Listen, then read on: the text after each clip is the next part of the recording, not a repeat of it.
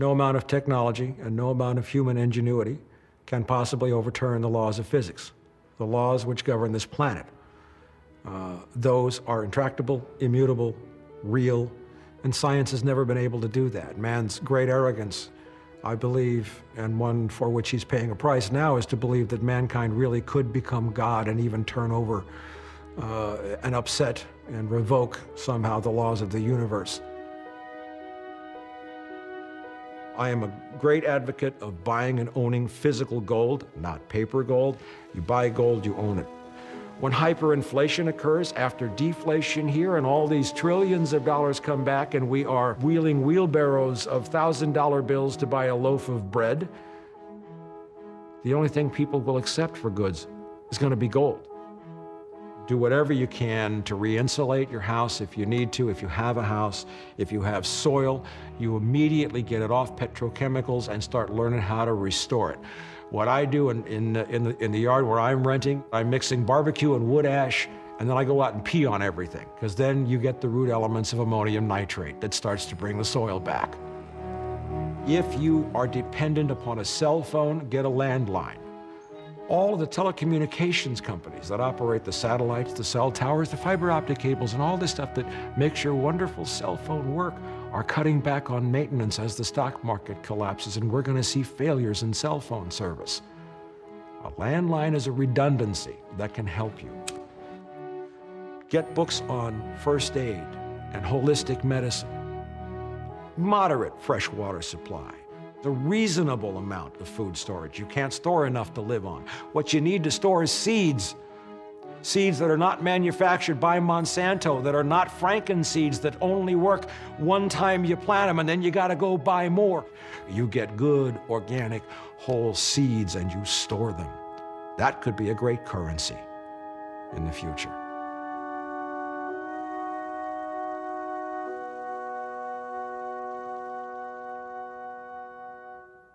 Unlike the Great Depression, this is a vastly different scenario. We do not have infinite resources left to be tapped. We don't have lots of land. We're at peak everything, all the commodities, everything else. And what they had in the 1930s that my grandparents told me about was the ability to grow food right where they live. And local food production is perhaps the most fundamental key to human survival in the collapse of industrialized civilization.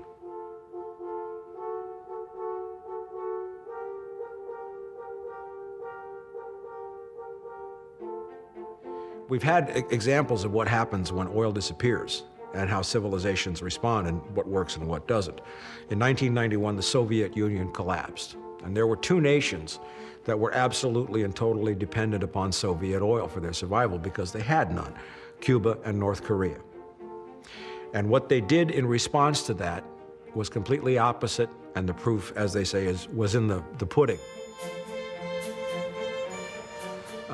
North Korea was a rigid, hierarchical, top-down, Soviet-style, bureaucratic regime where everything came from the central government, they managed everything, and North Korea starved.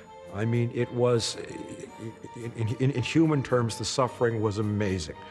All of a sudden, there's no oil, there's no natural gas, there's no fertilizer, cars don't run, trains don't run. You get to a point where you can run trains on some day and generate electricity on others, but you can't do both at the same time. But the Cuban government reverted to one of the purest forms of capitalism. It said, everybody start restoring the soil and grow food. You will grow food where you live. If you find any piece of arable land that's not being used, you occupy it and you start farming it and you start growing food right now. The Cuban government did everything it could to liberate local food growing. And what happened was after a very tough period, the Cuban people were eating better than they had ever eaten because they were free of this whole agribiz, franken-food nightmare. Everything was organic. And you had every square inch in Havana that had soil on rooftops or in flower boxes was growing food. And there was a degree of sustainability. Everything became organic. And all you had to do was separate the people from the way money worked and top-down control. Explain to them, you grow it where you eat it and you're going to make it. And Cuba survived and thrived. And that's the essence of where everything is going to in the new human paradigm. Everything will be local.